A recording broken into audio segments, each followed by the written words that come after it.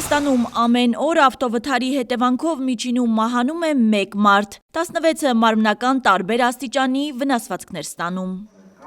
Ոլորտի տարաբնույթ խնդիրներն ու օրենսդրական բացերն ԱԺ-ի քննարկման կիզակետում է։ Պաշտպանության և անվտանգության հարցերի մշտական հանձնաժողովը նախաձեռնել է ճանապարհային երթևեկության անվտանգությունը Հայաստանի Հանրապետությունում թեմայով խորհրդարանական լսումներ։ Պատահարներին նպաստող գործոնները տարաբնույթ են, ներառյալ ոլորտի կառավարման և ենթակառուցվածքային խնդիրները, տրանսպորտային միջոցների թվի աննախադեպ աճը, երթևեկության մասնագետների ոչ բանիմաց լինելն ու երթևեկության կանոնները չպահպանելը,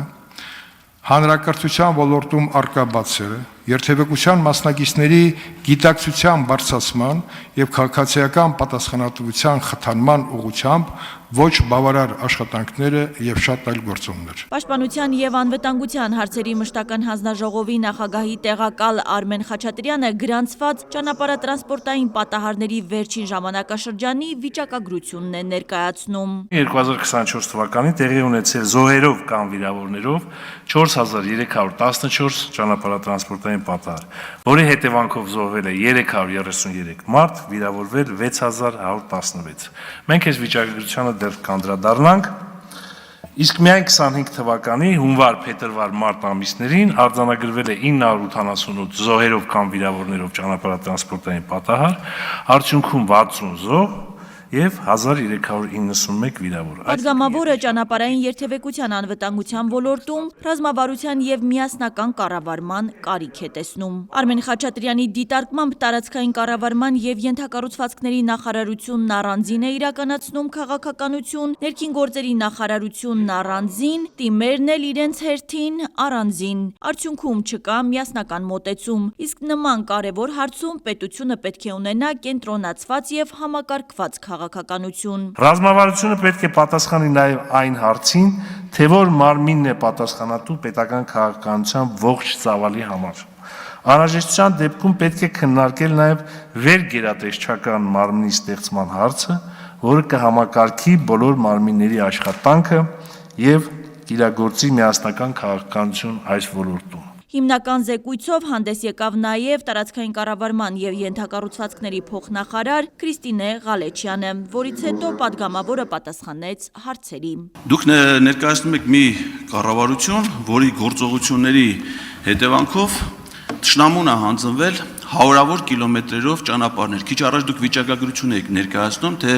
քանի կիլոմետր ճանապարհներ են վերանորոգվել, կահավորվել, գծանշվել եւ այլն։ Կարող եք ներկայացնել վիճակագրություն, թե ձեր կառավարման շրջանում 2020 թվականից հետո քանի կիլոմետր ինչ նշանակության ճանապարհներ են հանձնվել թշնամուն։ Քրիստինե Ղալեչյանը հարցին ուղիղ պատասխան չտվեց, ինչն ակնկալում էր Էդգար Ղազարյանը։ Ճանապարհաշինական ծրագրերը իրականացնում ենք, ճանապարհների անվանացանկ ունենք, կառավարության որոշմամբ է սահմանված եւ այդ անվանացանկումներ առված ճանապարհներն են հանդիսանում ճանապարհային ցանցի մաս։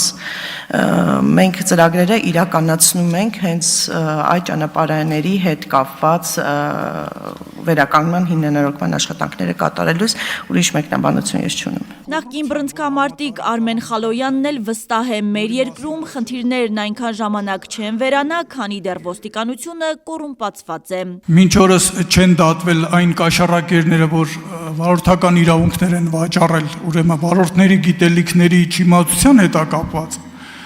բռնապետության հետ կապված, կոռուպցիան, որ համատարած է համակարգային, որի մասին վարչապետը վերջերս բարձրաձայնեց։ Ես ձեզ կառաջարկեմ միջազգային փորձը, որի մասին խոսում եք։ Ուրեմն Վիլնյուսում, Լիտվայում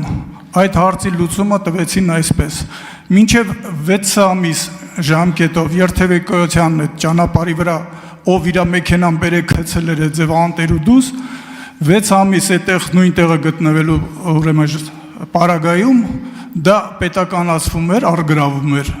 եւ դրվում էր աճուրդի։ Ելույթից հետո Խալոյանը հարցն է հնչեցնում, ինչից վրդովում է Անդրանիկ Քոչարյանը։ Երբեք վերափոխվելու ոստիկանությունը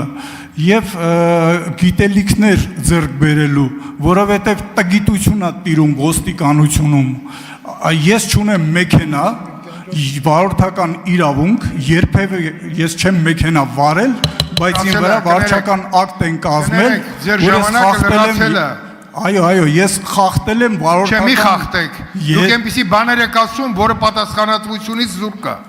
պատասխանատու հայտարարում եմ։ Հասցեատիրոջն էլ ասեք։ Անձամբ ձեզ կարող եմ ասել, ձեր անձնաժողովում իմ դիմումների ընթացքը ինչու է կոծկվում։ Հայաստանի Հանրապետության ոստիկանապետն իր ելույթում նշեց 2015-ից մինչև 2024 թվականը Հայաստանում հաշվառված տրանսպորտային միջոցների թիվն ավելացել է ավելի քան 400,000-ով կամ 73.7%-ով։ Ոստիկանապետը ճանապարհատրանսպորտային պատահարների աճը նաև այս հանգամանքով է պայմանավորում։ 2015 թվականին տեղի ունեցած ճանապարհատրանսպորտային պատահարների քանակի համեմատությամբ 2024 թվականին տեղի ունեցած ճանապարհատրանսպորտային պատահարների քանակն աճել է մոտավորապես 915-ով կամ 26.9%-ով։ Պատահարներից 1649 կամ 38.2%-ը տեղի են ունեցել Երևան քաղաքում, որոնց հետևանքով զոհվել է 91, մարմնական վնասվածքներ ստացել 1971 մարդ։ Լսումներից հետո իմի կբերվեն բոլոր կարծիքներն ու դիտարկումները, ըստ որի հիմք կդրվի ավելի ապահով եւ կազմակերպված ճանապարհային համակարգ ունենալու գործընթացին։ Հասմիկ Ֆահրադյան, Արմալուր։